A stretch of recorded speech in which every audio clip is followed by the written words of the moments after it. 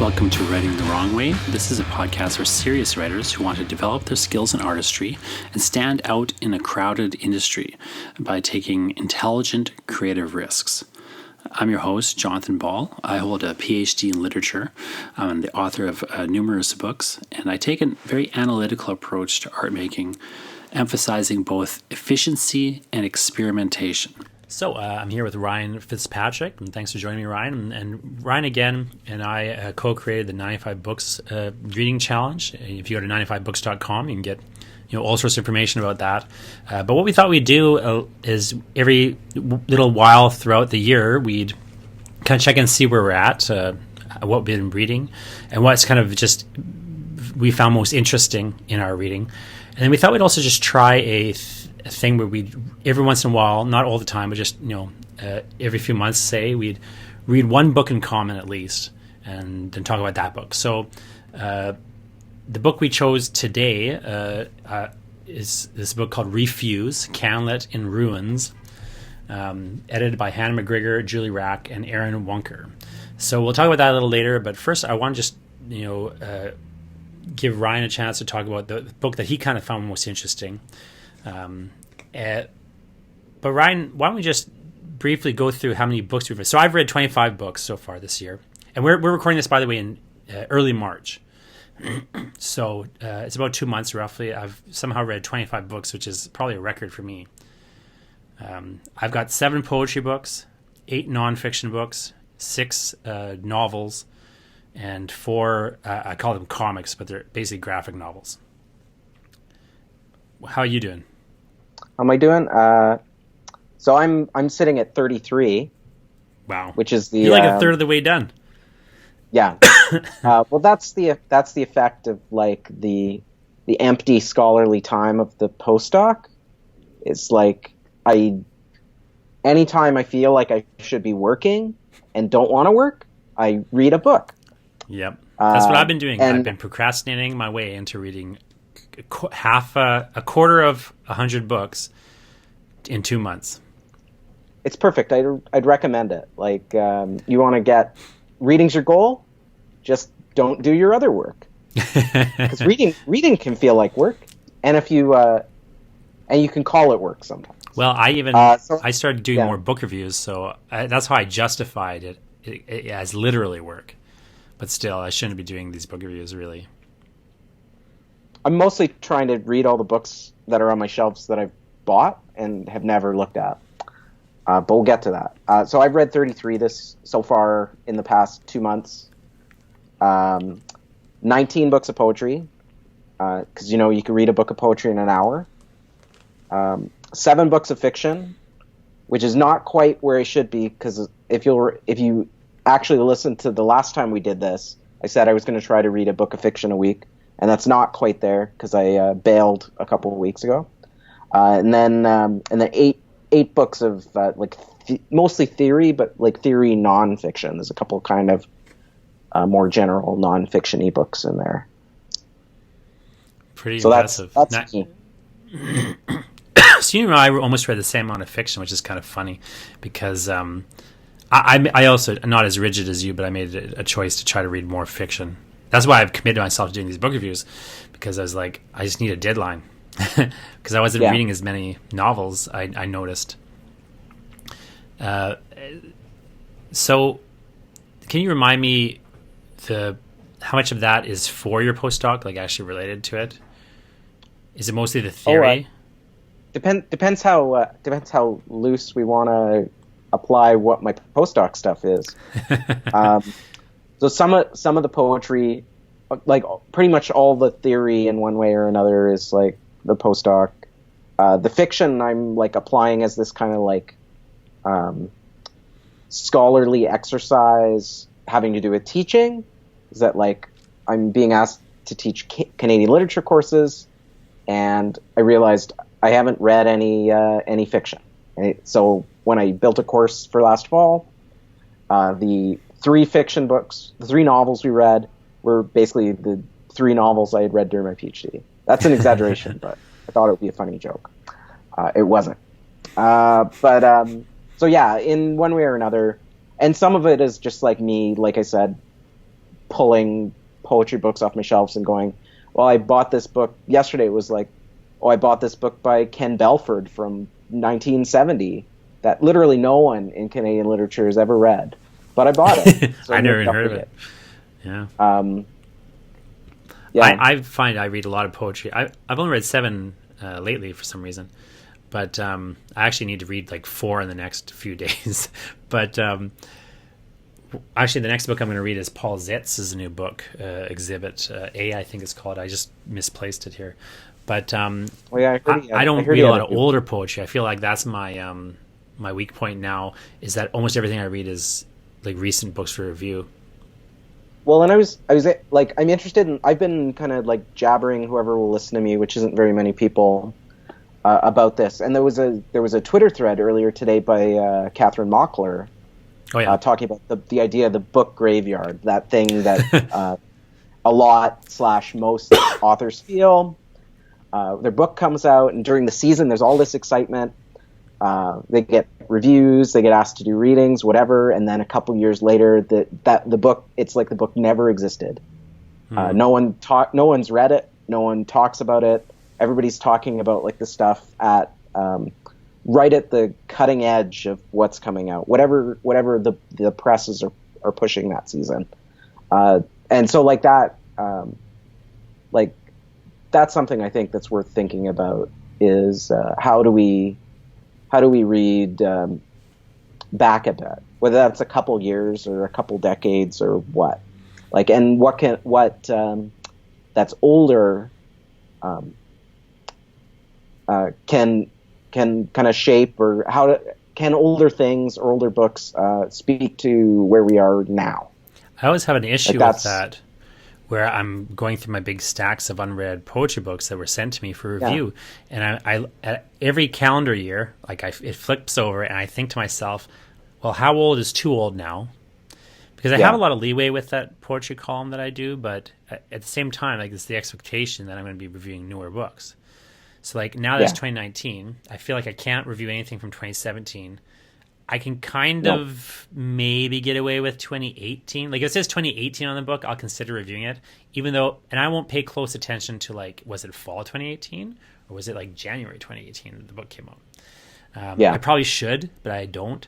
But I know that, like, I'm very aware, like, every January, like, okay, can I justifiably, like, even read this book anymore? Should I just get rid of it because of the date on it and never read it because of the pace at which I feel I have to be reading new stuff, or what? Because some of it's really interesting stuff. Like every once in a while, a book that I've been really excited about and really looking forward to reading, I just won't read for whatever reason it is. And then it kind of hits that graveyard space, where you kind of feel like, I don't want to start reviewing really old books, because it's like, then all of a sudden maybe the Free Press will come down on me and say, hey, we just noticed you're reviewing like really old books. Now we're going to pay close attention to what you do review. As opposed to just what you want to do. You'd need to pitch them a specific column saying, what I'd like to do is review these old books, and they would have to agree to it. Exactly. And I actually have pitched columns like that in the past, and people aren't interested in them. Not the Free Press, but like generally I pitched that idea around. It's not a lot of takers for that idea. So I haven't seen this thread, but I know Mark was talking about the same idea a few months ago, and it is that I find like books have this weird, like, strange life without you, like, where every once in a while I have a weird resurgence, even if it's very small. Like right now, for some reason, I just got my royalty statements, so right now I noticed weirdly I'm selling a lot of books in the U.S. of Clockfire. Okay. Like, by a lot, I mean like, like 100 plus, but not like a crazy amount. I mean, that's a lot. That's a lot. Dude. Like, for a book that I haven't been promoting that came out in 2012, like, why is there suddenly like even that mild interest in it? Who knows? I assume someone's teaching it. But one person taught it in a big. I assume so, but it's kind of mystifying, because you kind of wonder about weird blips like that. But I think for the most part, that's a weird blip. Like, you would, it'd just be like dead typically, right? Yeah. Even that, like, even when you have a weird resurgence of like a zombie life of this book, it's like baffling because it's so abnormal. When we think about books as being like these perennial sellers, I know that people are disappointed to find they're not. Yeah. Right. Well, what's the book, though, that you want to talk about, the one that you kind of found most interesting of the 33 you've read? So I'm gonna mention, before I talk about that book, I'm just gonna mention a couple like honorable mentions Sure. that I don't know I've been thinking about a lot and may show up if we get as far as doing this to the end of the year. May show up somewhere on my year end. Who knows? One is I just wanted to like gesture to this set of books that Duke University Press has put out recently of Stuart Hall. So like the first book I finished this year was, I think it's called Cultural Studies 1983. It's just a set of lectures he did about the history of cultural studies, like up to that point in 1983. And just really like, if you want to understand like literary theory, and especially the kind of literary theory you and I would have been taught as people who are maybe a bit older. I don't think literary theory gets taught really anymore.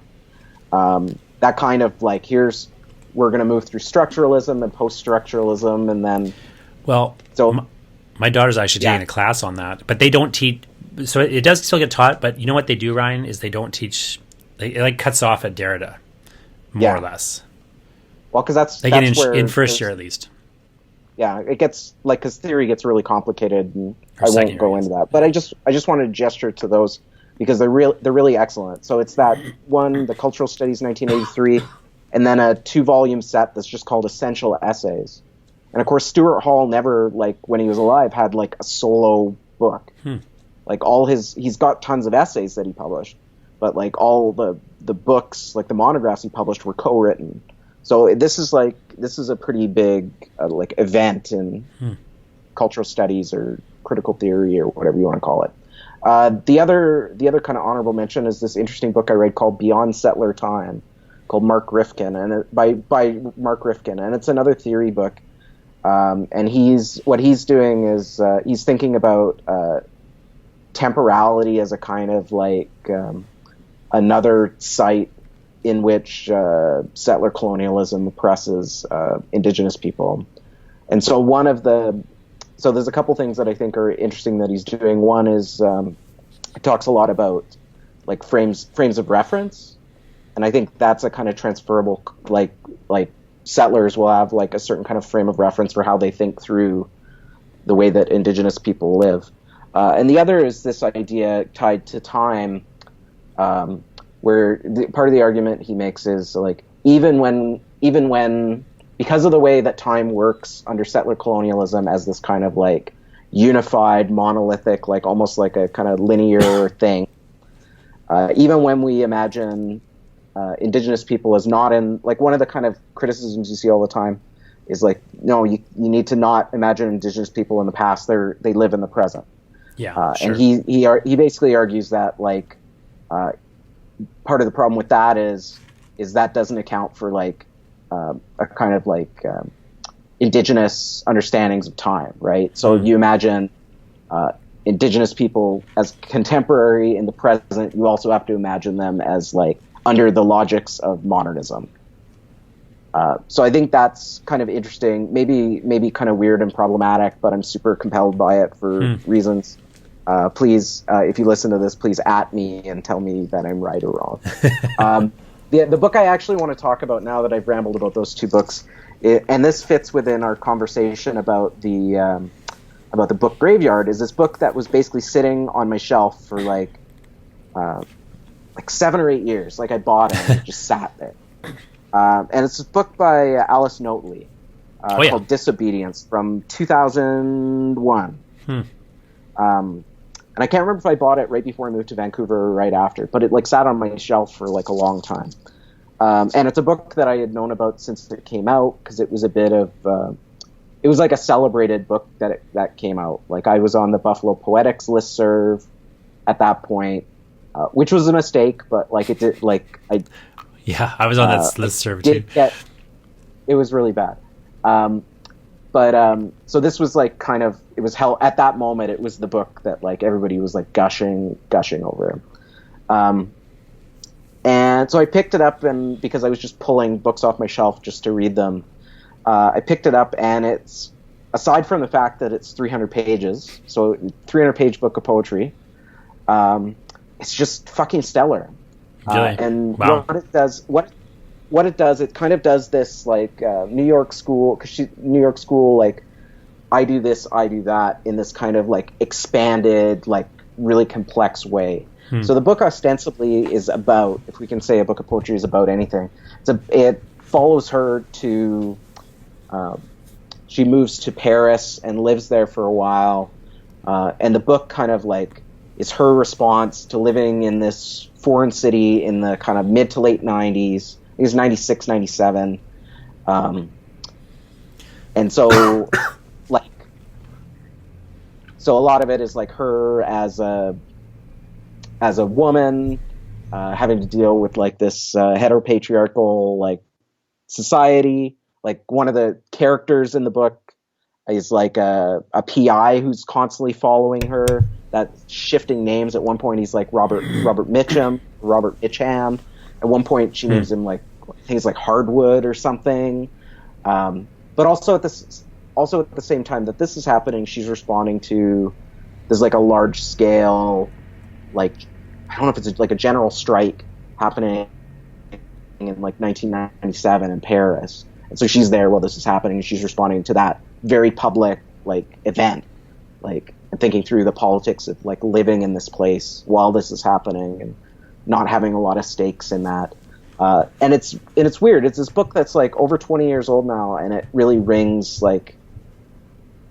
contemporary, but you can see the kind of like thread of history a little bit through it. You can see like discussion. She's discussing like questions of the veil on like Muslim women in this book. Like, that becomes this big thing, like not just in France, but also like here.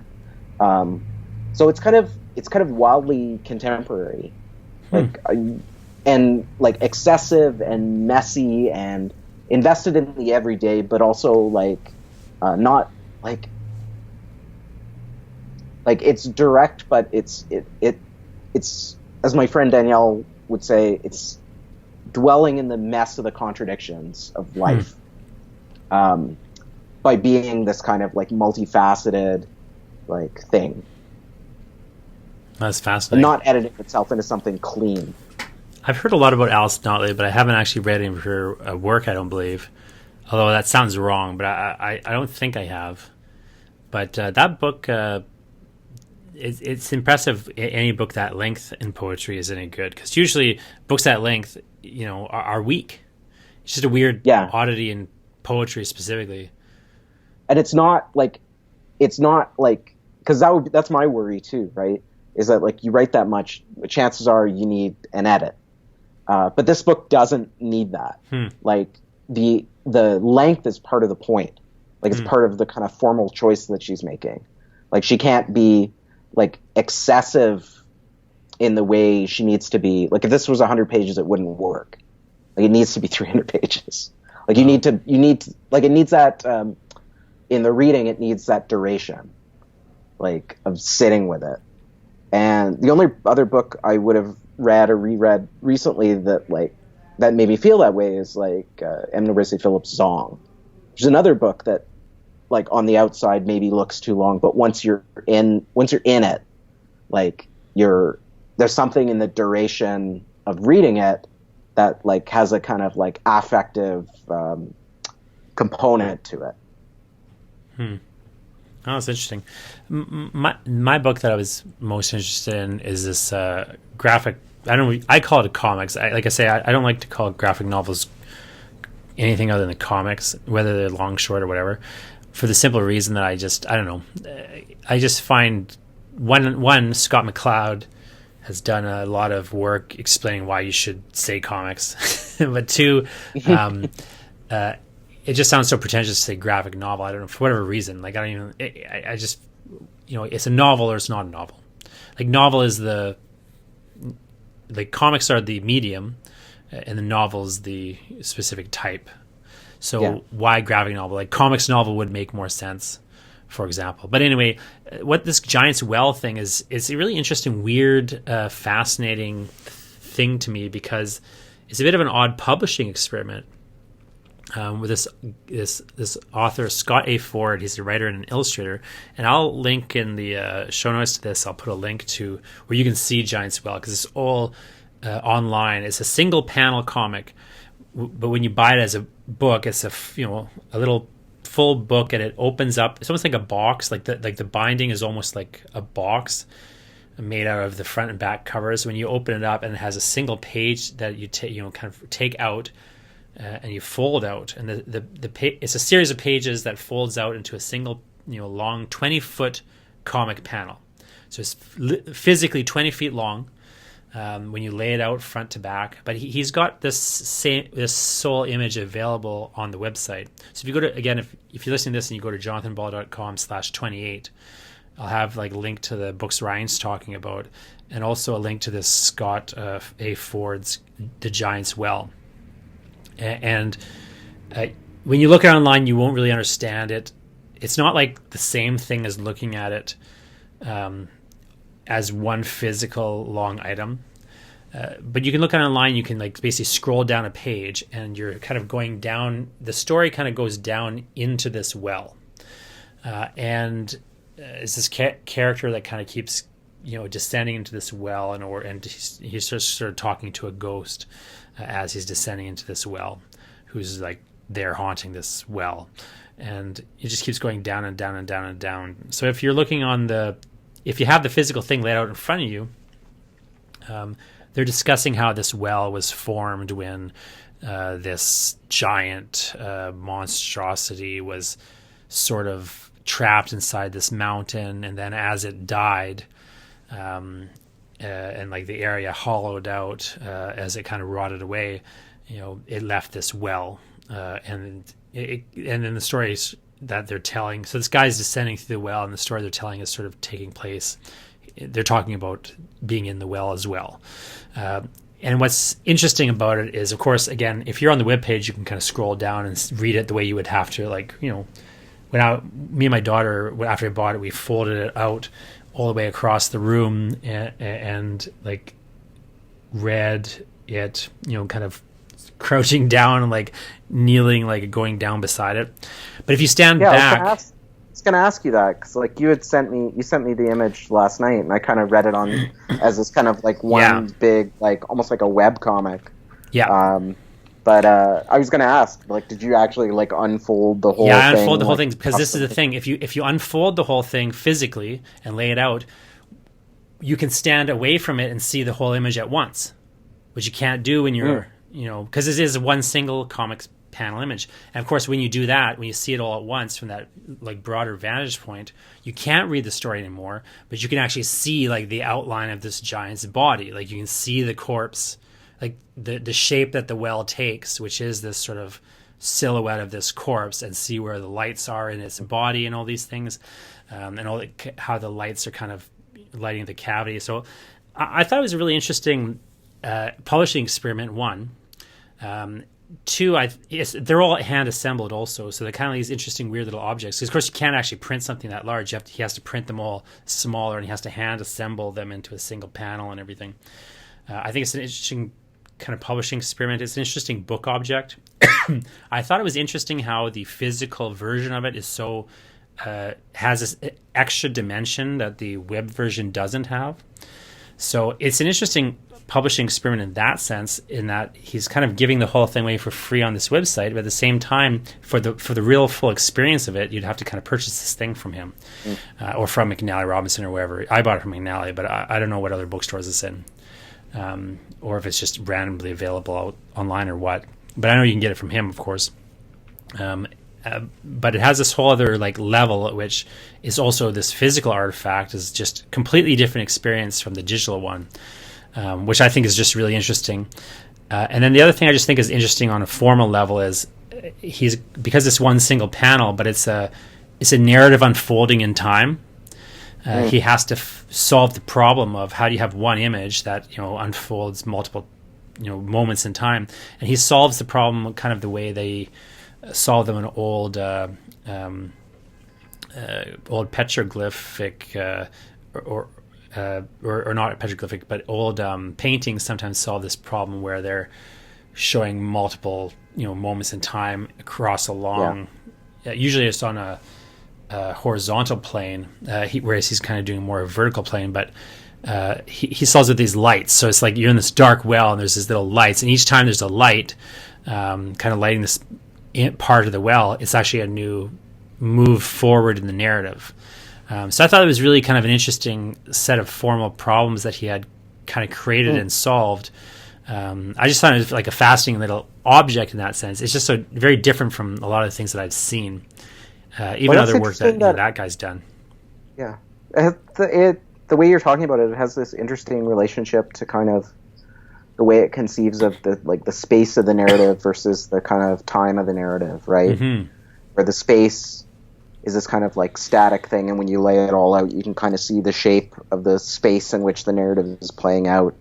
But the kind of the time is like broken up in the way you're describing, like where you can see it, but as you're reading it, you understand like there's a kind of linear sequence to it. Yeah. I find myself just on a really simple level, I'm just really interested in books that make you physically engage with them in some manner. Like when I was a kid, I was like choose your own adventure books. My first book is kind of a choose your own adventure book, in that way too. And it was really kind of an interesting, publishing experiment that I was kind of gravitating towards in that sense.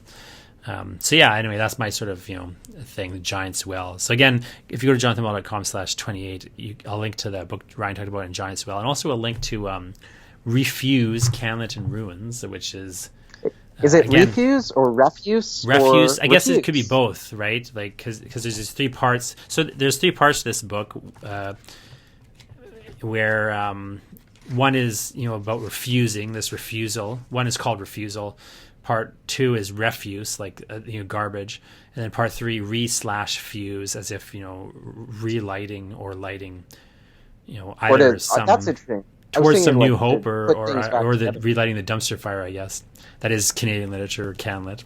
I took refuse as like to put things back together. Yeah, put things back together, or even I think that's actually the explicit thing that they say is they're thinking more that idea of refusing, like by reassembling in a different manner, not to reassemble the thing as it was, but in some new orientation.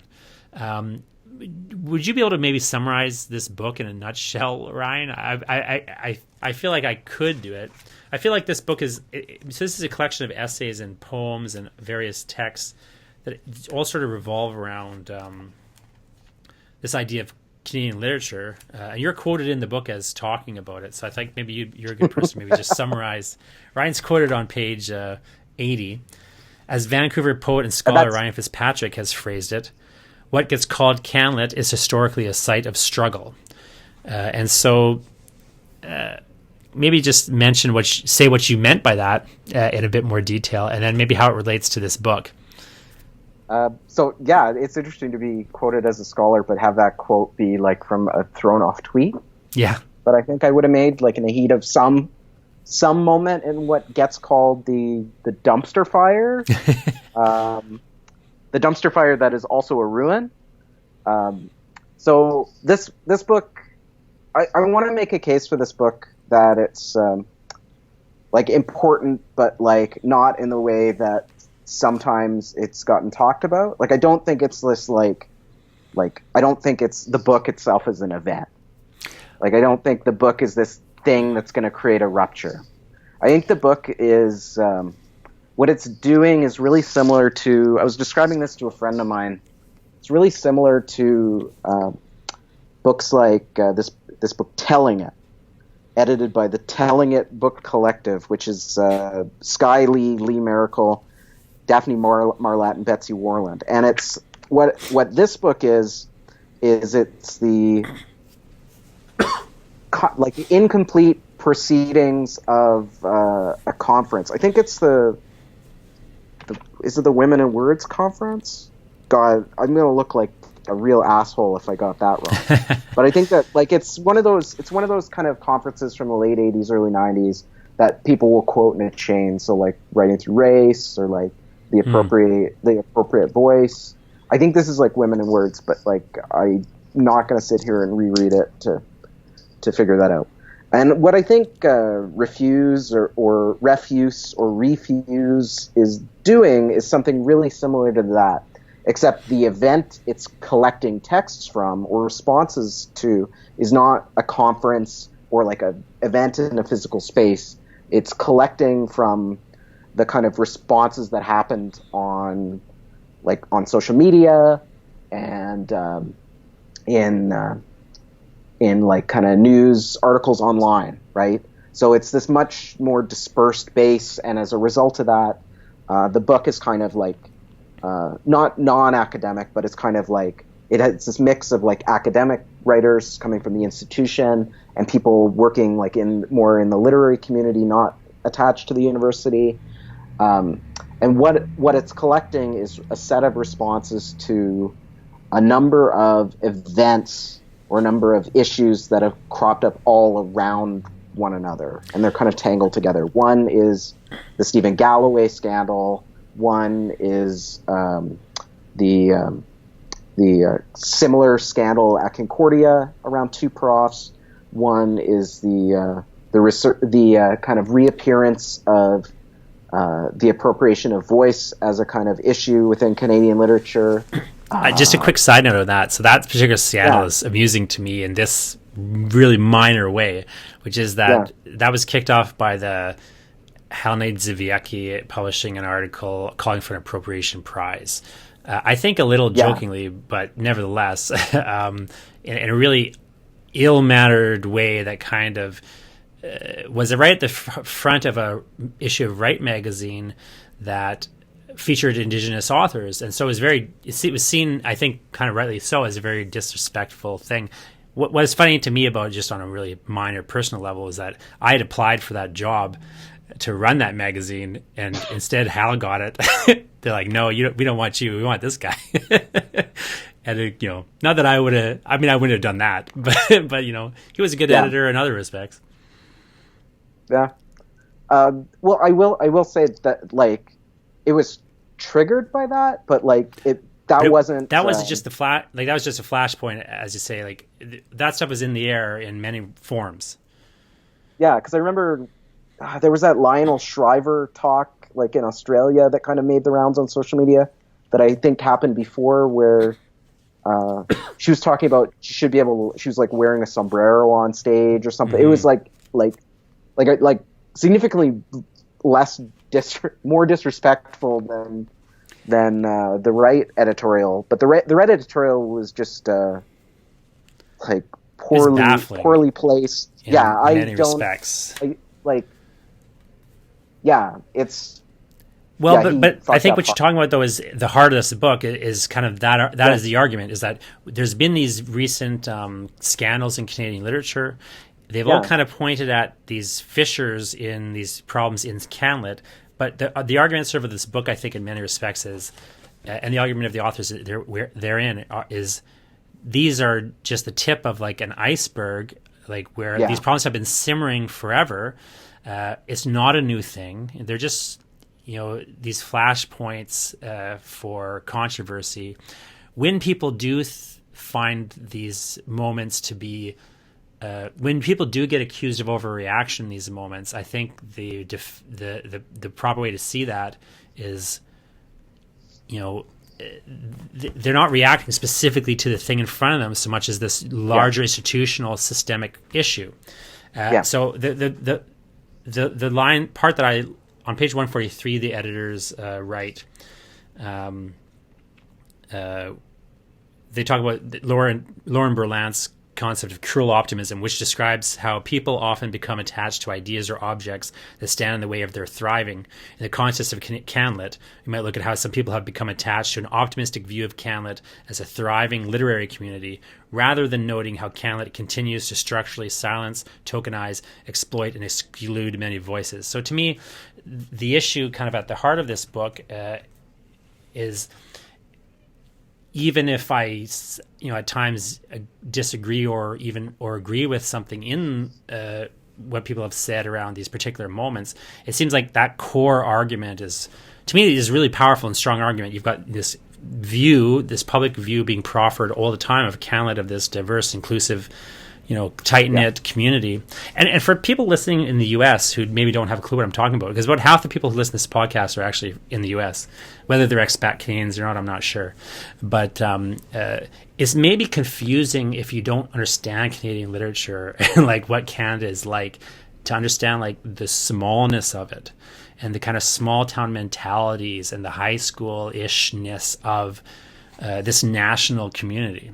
It's a very cliquey and very high schooly in certain respects. In other ways, it's a little healthier than that implies, but then in other ways, it's just as kind of sick as that implies. And I think like this book is, it's an interesting phenomenon as a book in certain respects. One of the things that I thought was really interesting just going through it is like just looking at it, made me really aware of what a baffling position that I think I have personally relating to Canadian literature. And like even just when I look at this book, like I can look at this book and think, okay, well, one thing I think is always worth doing in CanLit controversies is just kind of being weirdly aware of your position relative to other people, because it's such a weird intermixing of connection in Canada. It's so strange. Like when I look at this book, it's like, well, Aaron Wunker, of course, one of the co-editors I went to school with, and I'm friends with. Tanis MacDonald, I've known briefly at different moments. Natalie Capel, I'm pretty close to, right? I went to school with her as well. We had we've had a lot of influence on each other's. A couple of each other's poetry books. She came up with the title Clockfire, for my book Clockfire, having it all one word. Laura Moss was one of my first professors in English when she was at the University of Manitoba, where I took, she actually was one of my references when I went to Calgary.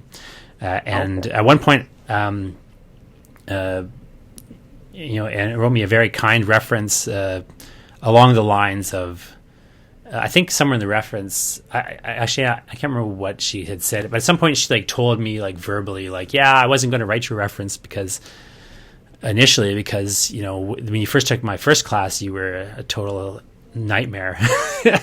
She goes, but then somehow magically, like you took another class with me and you seem to have like turned it all around.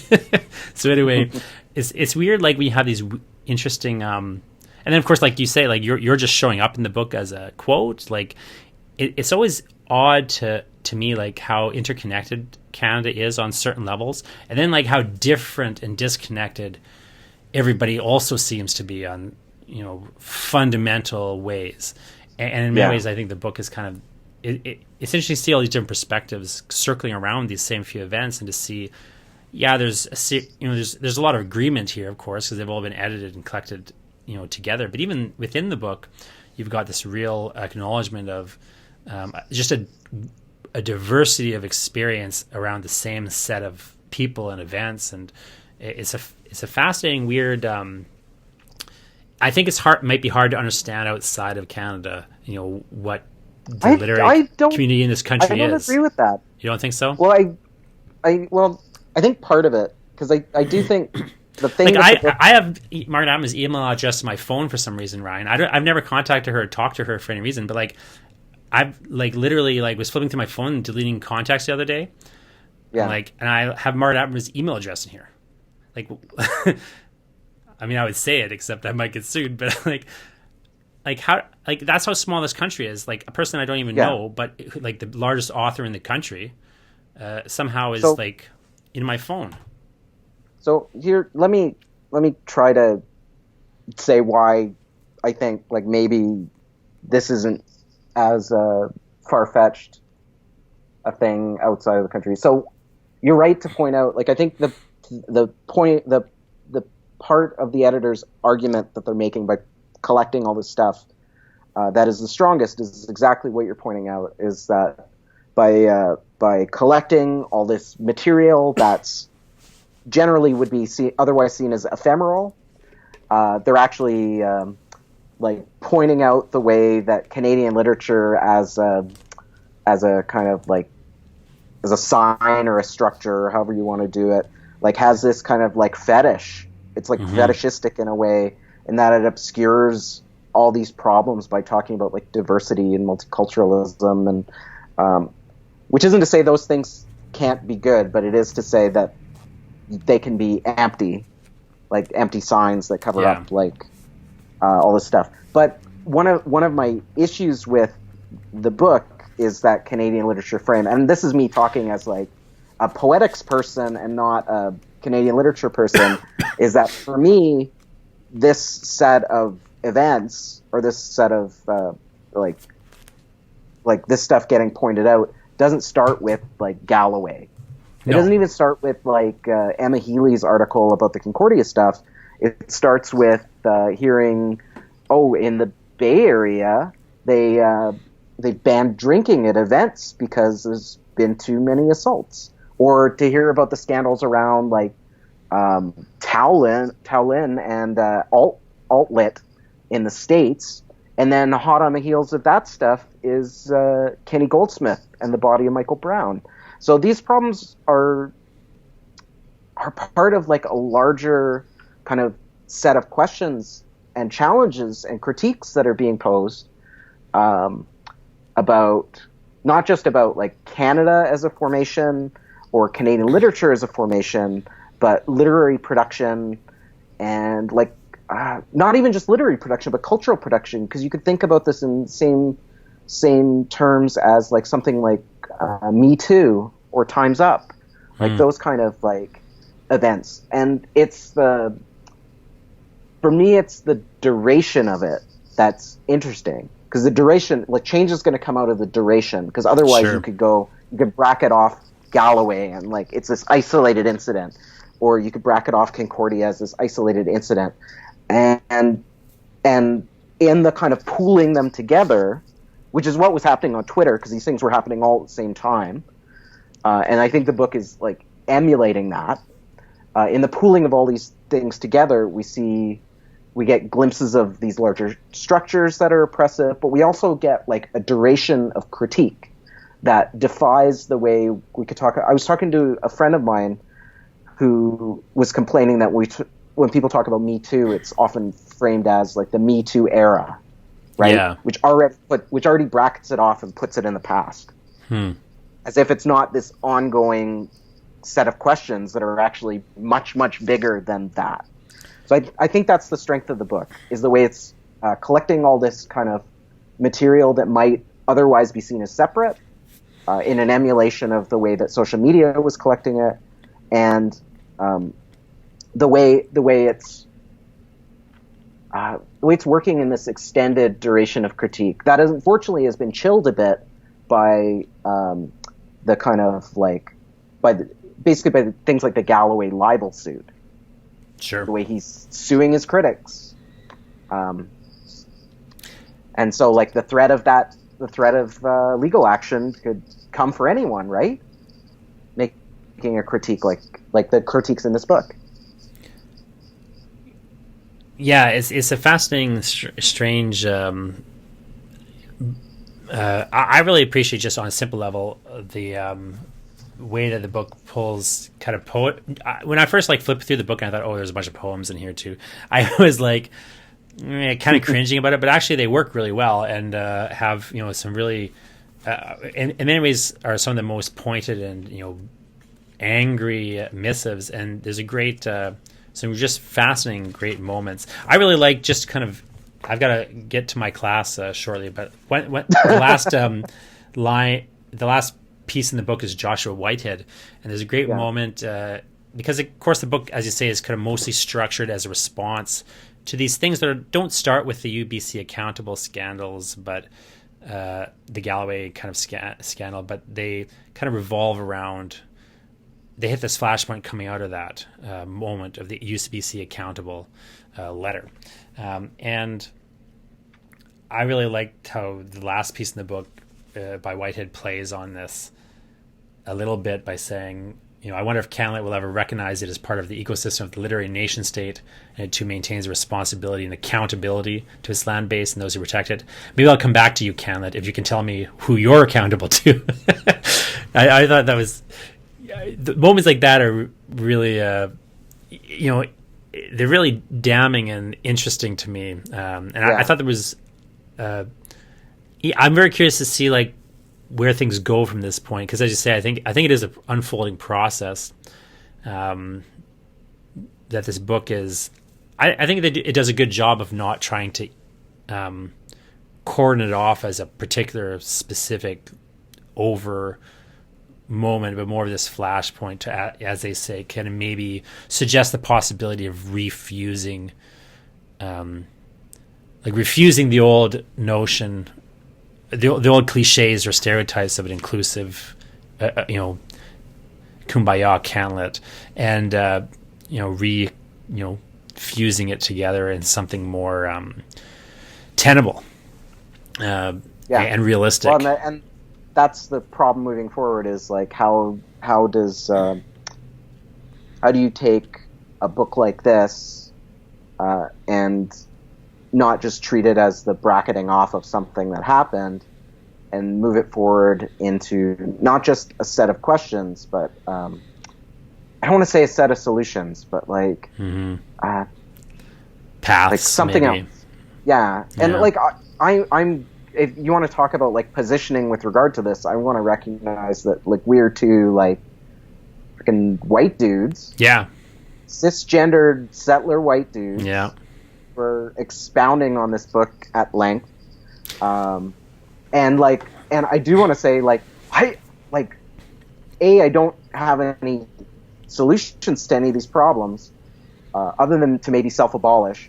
But I don't know what that looks like yet. Well, maybe I'll email Margaret Atwood and see what she has to say about it. I don't know where I got this. I literally had no interaction with Margaret in my whole life. But I did notice my kid the other day. Don't worry about it, John. My kid got the phone the other day and pressed and started emailing her. Yeah. But I managed to like notice and like delete it before he sent it. My like 2-year-old was like emailing Margaret Atwood in the process of this gibberish auto-correcting thing. Yeah.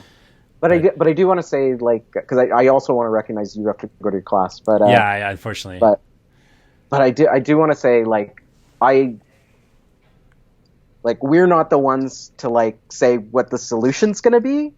So it's interesting to think through what our position in regards to this set of events are, and how we can like if not self-abolish, at least like step back, and what it means to like refuse when refusal like is impossible. Like that's my question coming out of this book is like how do you refuse when to refuse is to walk into the fucking lake and die. It's an interesting one, and it's one of why I wanted to read this book, and I suggested maybe we kind of take it on just to kind of get myself thinking a bit more fully about these issues. Then, because when it happens, of course, it's all just kind of happening in different moments, and it's hard to kind of see it all as a lump. Like you're experiencing, all this stuff happening, one thing after the other. But to have it in a book like this, to me at least, it kind of it really compresses it into a critical mass in a certain respect. I think it's much. I'm taking it all. I find it a lot more processable on some levels in terms of like a thing I can think about maybe, but harder to process on other levels because it just seems so large a set of questions. And I think definitely something we can maybe talk about more when we talk some more about when we procrastinate another 25 books into our reading list. All right, I gotta go to class. So talk to you later, Rod.